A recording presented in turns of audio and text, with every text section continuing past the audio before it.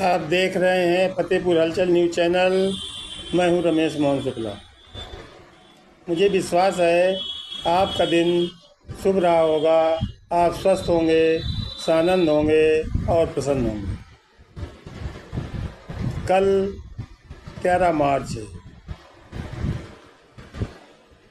हमारे यहाँ हमारी संस्कृति में, हमारे सनातन में और हमारे पारंपरिक त्योहारों में होली का विशेष महत्व है। कल होलिका दहन का है। होलिका दहन के बारे में समाज में तमाम तरह के तमाम पौरोहित्यिक कार्य करने वाले ब्राह्मणों द्वारा तरह तरह की बातें बताई जाए। इस संबंध में मेरे द्वारा खोज करने पर और संपर्क करने पर प्रसिद्ध ज्योतिषाचार्य डॉक्टर विजय त्रिपाठी विजय, जो चिंता हरण जंत्री के संपादक भी हैं, से हमारी विशेष वार्ता हुई। डॉक्टर विजय त्रिपाठी विजय के अनुसार इस वर्ष होलाष्टक फाल्गुन शुक्ल अष्टमी शुक्रवार तदनुसार 7 मार्च 25 से प्रारंभ हो गया।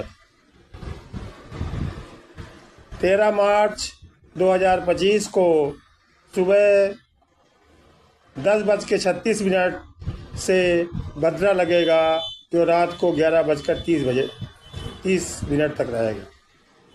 भद्राकरण में होलिका दहन संभव नहीं।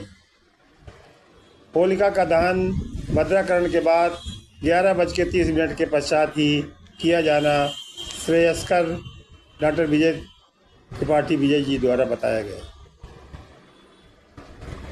14 मार्च को त्रिपाठी जी के अनुसार स्नान और दान की पूर्णिमा सुबह से दोपहर 12:25 तक रहेगी और इस समय में स्नान और दान की पूर्णिमा का विशेष महत्व है। 12:25 के बाद परिवा लगेगी, लेकिन चूँकि हमारे यहाँ निर्णय सिंधु के अनुसार सूर्योदय के समय जो तिथि रहती है वही तिथि पूरे दिन मानी जाती है। इस हिसाब से डॉक्टर विजय त्रिपाठी जी कहते हैं कि 14 मार्च को अंझा रहेगा और धुरेटी 15 मार्च को मनाई जाएगी और उसी दिन से मीन का खरमास भी लग रहा है। ये सब बातें मैं सिर्फ इसलिए बता रहा हूँ कि समाज में जो तमाम तरह की भ्रांतियाँ फैलाई जा रही हैं, उनसे सभी लोग सजग हो जाएं और होलिका दहन 13 मार्च को ही 11:30 बजे के बाद रात में जलाना सुनिश्चित करें।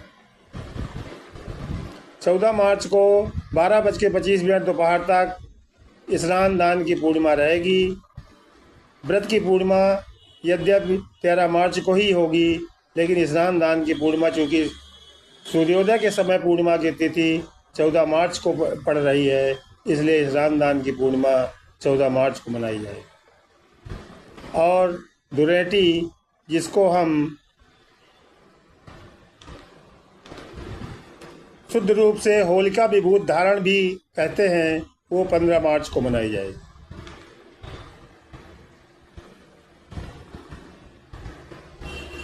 ये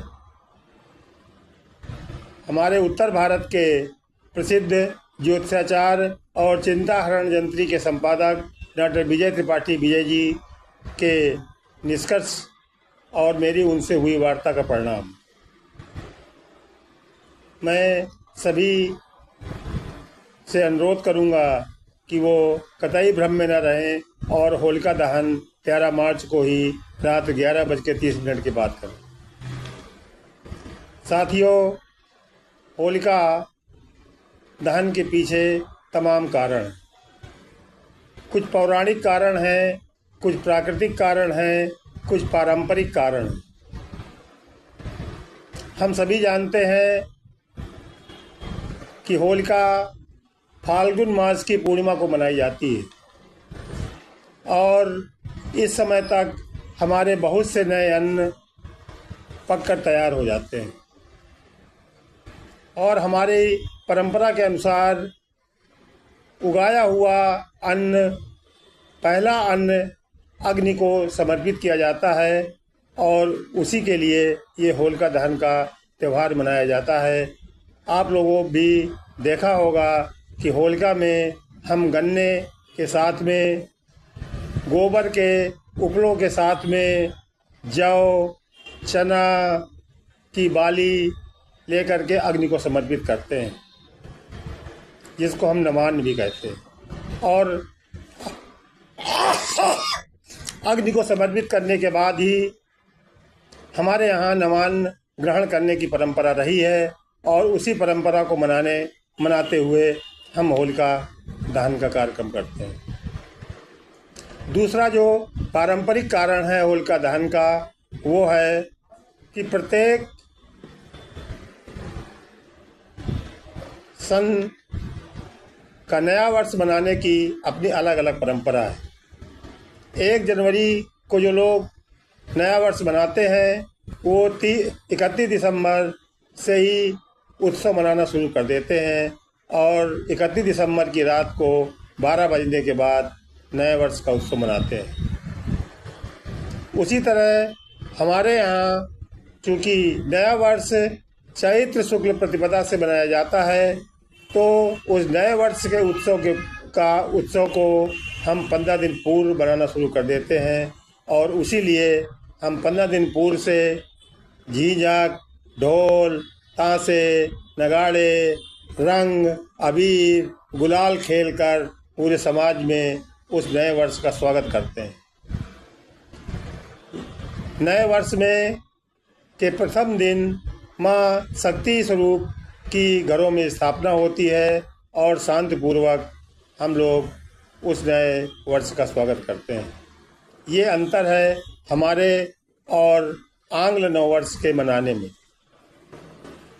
पौराणिक कारण तो लगभग सभी लोग जानते हैं, लेकिन उसका कोई, क्योंकि धर्म संस्कृत भाषा के ध्रा धातु से बना है और धर्म माने होता है ध्र माने होता है धारण करना, और धारण वही किया जाता है जो विशेष होता है।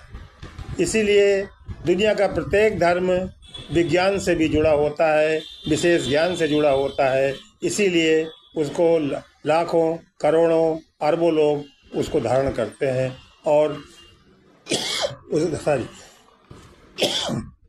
उसके अनुसार अपने जीवन की शैली को, अपने जीवन की परंपराओं को आगे बढ़ाते हैं। होलिका त्यौहार सनातन धर्म में बहुत महत्वपूर्ण है। इसका मेडिकली कारण, चिकित्सीय कारण भी है। हमारे पूर्वज होलिका दहन के 15 दिन पूर्व टेसू के फूलों को बड़े बड़े मटकों में के पानी भरकर उनमें डाल देते थे। आज तो ये वैज्ञानिकों ने भी सिद्ध कर दिया कि टेसू के फूलों में वो गुण है जो कीटाणुओं को मार देता है। और 15 दिन पूर्व जो टेसू के फूल मटकों में डाले जाते थे, टेसू का फूल आप लोगों ने देखा होगा, गहरे लाल रंग का होता है और वो अपना रंग उस मटके में छोड़ देता है और उसी छोड़े हुए रंग से हम होलिकोत्सव मनाते थे, जिससे हमारे शरीर में पनप रहे कीटाणुओं का क्षरण हो सके और हम स्वस्थ रह सकें। क्योंकि होली 2 ऋतुओं के संधिकाल में मनाई जाती है। बसंत ऋतु जा रही है और ग्रीष्म ऋतु आ रही है और ये संधिकाल बहुत ही महत्वपूर्ण होता है और संभवतः हमारे मनीषियों ने, हमारे पूर्वजों ने इन संधिकालों में त्योहारों की रचना की थी, ताकि हम इन संधिकालों में उन त्योहारों को मनाकर, उनकी परंपरा के अनुसार मनाकर हम बीमारियों से बचते रहें, लड़ते रहें और सुरक्षित रहें। यदि आपको डॉक्टर विजय कुमार त्रिपाठी विजय द्वारा दी गई ये जानकारी पसंद आए तो कृपया वीडियो को लाइक कर दीजिएगा और फतेहपुर हलचल न्यूज़ चैनल को सब्सक्राइब भी कर लीजिएगा। धन्यवाद। मैं हूँ रमेश मोहन शुक्ला।